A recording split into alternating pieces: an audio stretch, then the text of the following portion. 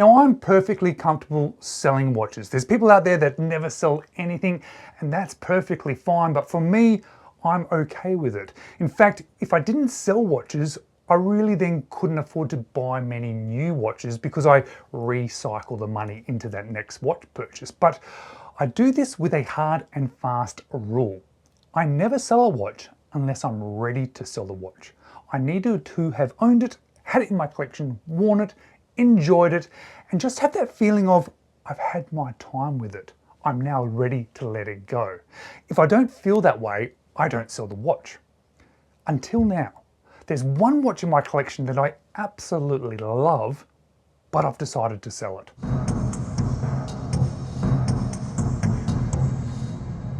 Hello, you're watching James. My name's James, you're watching me, and I am talking about watches, and I'm talking about my Oris Tuxedo. It's from the Artelier range, and it is a watch that when I first saw a picture of it a couple of years ago, I was instantly captivated by it. I thought, that is a beautiful looking watch and I want to own one. And I went on a bit of a journey of trying to find the right one for me. I had to find the one in the right quality with the bracelet at the right price. And it has now been in my collection almost 2 years. And I absolutely love it. I do. I really enjoy having it in my collection. In fact, I think it's one of the best looking watches I've ever seen. And it's probably the best looking watch that's in my own personal collection. When I look down at this Oris, I just think, wow, that is beautiful. It has a beautiful, beautiful dial. In fact, that large black circle in the middle has an interesting effect to it as well. It has a concentric line circular pattern etched into that black surface, but it is wavy. And when you look at it under macro, you can see that it is wavy. But when you look at it just through your natural eyes without any magnification, what it does, it gives it a sort of almost a ripple effect. I think about it like an old LP record that has been warped in the sun and you can see sort of undulations on it. That's what this watch looks like. But under the macro, you can actually just see it is wavy lines. And that gives it a real interesting light play, but almost a 3D effect. And then outside that, you have this pearl ring that goes around that, which starkly contrasts with that black, which is why I call this one the Tuxedo. But that also has a concentric ring pattern inside of it, which also plays with the light. And then outside that is another concentric black circle, which also has a very slight wavy pattern in it, which again plays with that light. But you'll then see that there are some markings on it. There's some printing. The minute markers are printed on, Oris and automatic is printed on, Swiss made is printed on. There is a little bit of lume with some dots around the outside and on the hands. But then there's a feature about this one that I think I love the most, and that is the sub-second registry and just how it's positioned and how it looks. You can see that it's not a perfect circle. It is an interesting sort of thinner sort of circle at the top, leading to a larger sort of circle boundary at the bottom, which then leads really nicely into that step down date frame. And all of these things put together turn this watch into a very beautiful watch. But it's not until you put it on that then there is something that happens again because of the dimensions of this watch. The case itself is exactly 40 millimeters.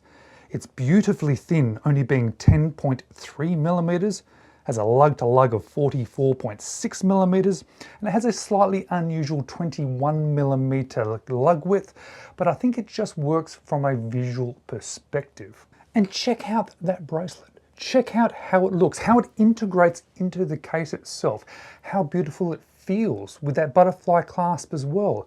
And when you put it on wrist, it just melts into the wrist, melts down onto the wrist. And I think it is partially the overall dimensions, but it's definitely the thickness of the watch and the comfort of the bracelet.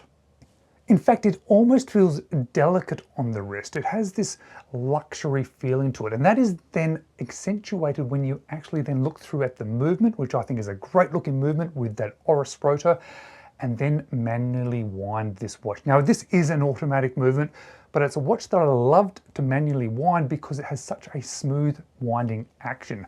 Much nicer than you should expect for a watch around this sort of price. So why then, if I love this watch so much that I find so comfortable on wrist, am I considering selling it? Well, firstly, I have had it 2 years. I've owned it, I have enjoyed it, it has been in the collection, but mostly I just haven't worn it. This is a beautiful watch that I love to look at in my collection. I love to pick up, I love to look down at, I like to action that movement, but I really haven't worn it much. In fact, I think I've only ever taken it out of the house a handful of times. I've used it in a couple of special occasions, which it's sort of worked quite well for, and I've even forced myself to use it in a couple of non-formal occasions, which I think it works perfectly fine with as well. But mostly when I've worn this watch, it's almost because I felt guilty about not wearing this watch. So I end up sometimes wearing it around the house. And I only do that for a short time before going back to my collection, putting it back in the collection, and pulling out something that I just really feel like wearing. So I almost feel guilty about selling this watch. And that is until I sort of thought about another way of thinking about watches. And that is sort of like, I've had it, I've owned it, I've had the experiences, I've now got the memories of it. Just like if I went on a holiday, you know, I've been somewhere, I've enjoyed it, I've loved it. It doesn't mean I then have to go back to that location. And I think this watch feels like that. It's going to leave me with good memories. I'm going to enjoy those memories of it, but I'm then going to appreciate the money that I'd be able to get back out of it to put into another watch in the near future. Now, I know I've had the same sort of experience with other watches in my collection, but never to this extent. Normally when it comes time to sell them, I'm completely on board with, yes, it's time to sell. This one, I still don't quite feel that, but I know that it will be a mistake to keep it for me, because I know it will just end up sitting in the collection. And then I'll feel guilty about not wearing it.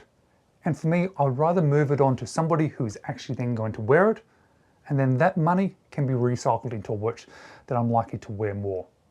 So that's why I'm selling my Oris. And I'm sure I'm going to get plenty of comments down below saying, why did you sell that watch? Why do you sell any watches? You should just keep all watches. But that's not me as a collector. That's not what I do. And we're all a little bit different when it comes to this watch world and our watch collecting. And I think this is right for me.